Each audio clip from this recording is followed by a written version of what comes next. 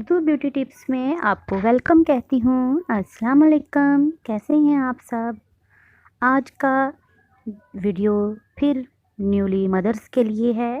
तो कुछ कमेंट्स मुझे ये आए थे कि हम फर्स्ट टाइम मतलब मेरी बेबी होगा तो मैं हॉस्पिटल में क्या लेके जाऊँ। बैग मेरा जो है हॉस्पिटल का, प्लीज़ मुझे गाइड कर दें कि मैं बैग किस तरह लेके जाऊँ। मैंने कहा क्यों नहीं, बाकी भी जो हमारी बच्चियां हैं जिन न्यूली मॉम्स बनने जा रही हैं और घर में कोई ऐसा नहीं होता जो उनको समझाने वाला हो या बताने वाला हो, तो उसके लिए मैंने कहा क्यों ना आप सबको भी गाइड कर दिया जाए कि what essentials shall I pack in my hospital bag for after the birth. तो इसके लिए जो भी चीज़ों की ज़रूरत है उनको जानने से पहले चैनल को सब्सक्राइब कीजिएगा, बेल आइकन को दबाइएगा ताकि आपको मेरी तमाम नोटिफिकेशंस टाइम पे मिल जाएं। तो बिस्मिल्लाहिर्रहमानिर्रहीम के साथ स्टार्ट करते हैं आज की वीडियो। तो उन्होंने कहा था कि जी क्या मुझे इसमें चीज़ें रखनी चाहिए और कब से स्टार्ट करना चाहिए। तो मैं आपको ये कहूँगी कि you should have your hospital bag ready to go between the 32 and 35 weeks of pregnancy. You may you may start packing it at any time in your pregnancy। लेकिन आपको ज़्यादातर चाहिए कि 35 वीक तक आप जो है उसमें कपड़े वगैरह रखने आपको लाजमी है। और some important things to pack in your hospital bag for baby delivery. तो कुछ मैं बता देती हूँ आपको। वैसे तो हॉस्पिटल सबसे पहले प्लानिंग करनी है, आपने लिखना है एक कॉपी पेंसिल लेकर उसके अंदर कि मुझे क्या क्या चीज़ें लेके जानी हैं।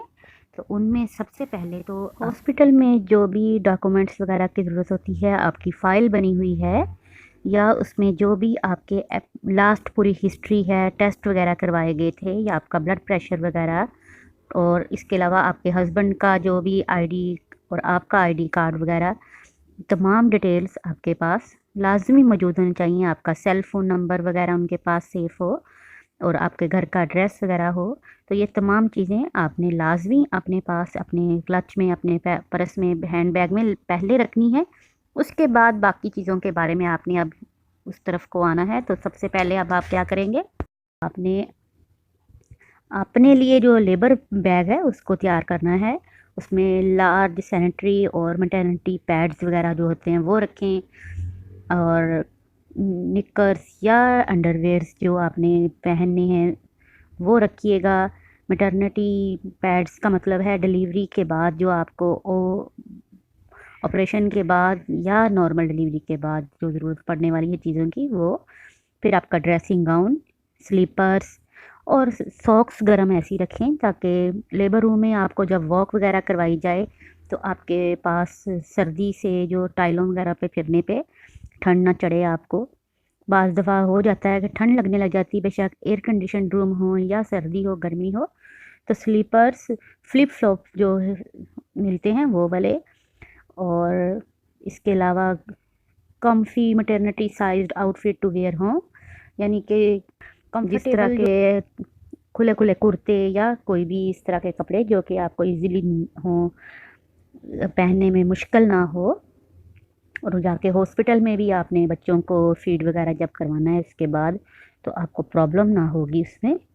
तो दूसरा मैं आपको कहूँगी कि बेबी को तो वैसे तो काफ़ी सारी चीज़ें वहाँ प्रोवाइड कर दी जाती हैं, लेकिन मैं आपको रेकमेंड करूँगी कि आप बच्चों के कपड़े छोटे वाले लाजमी लेके जाएं। ब्लैंकी जो है बच्चों का आप अपना लेके जाएं।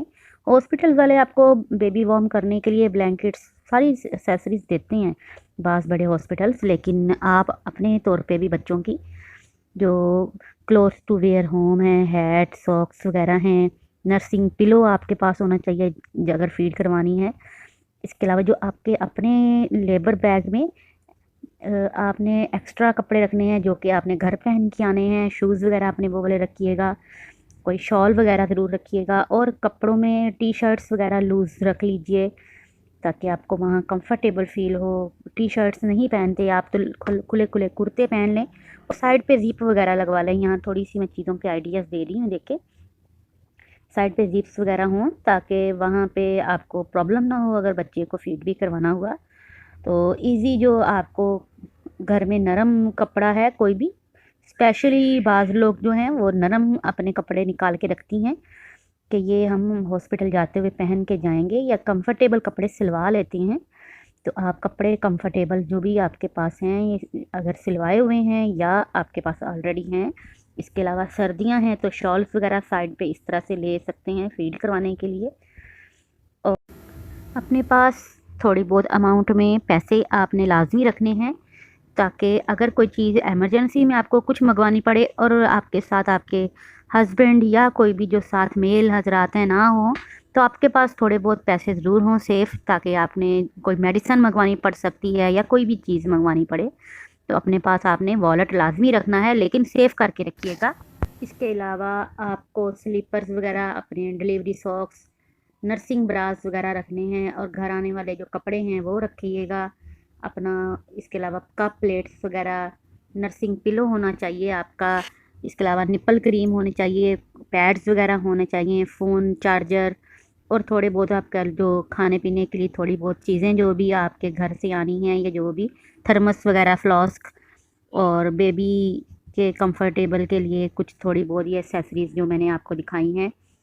इसमें शैम्पू या कुछ भी चीज़ें बाद मांग लेती हैं हॉस्पिटल्स में, तो आपके पास लाजमी होने चाहिए। आपने हाथ धोने के लिए साबुन और ब्रश, टूथब्रश वगैरह, आपका ब्रा और डिटॉल्स वगैरह, ये तमाम चीज़ें जो हैं ज़रूरी जितनी भी हैं वो मैंने आपको सारी की सारी इसमें बताई हैं।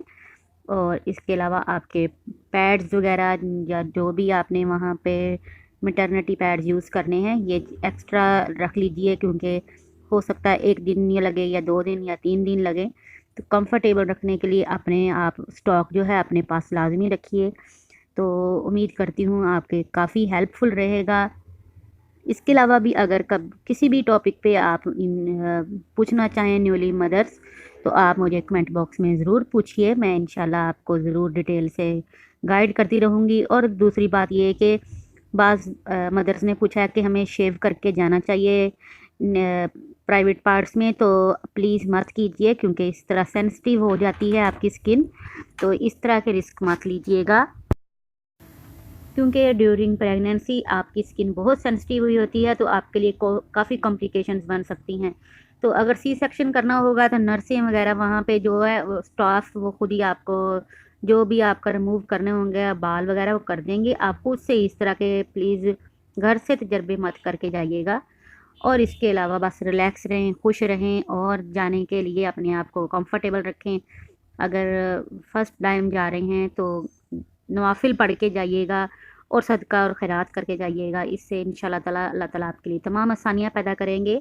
तो मुझे दुआओं में याद रखिएगा, अपना ख्याल रखिएगा। टेक केयर, अल्लाह हाफिज़।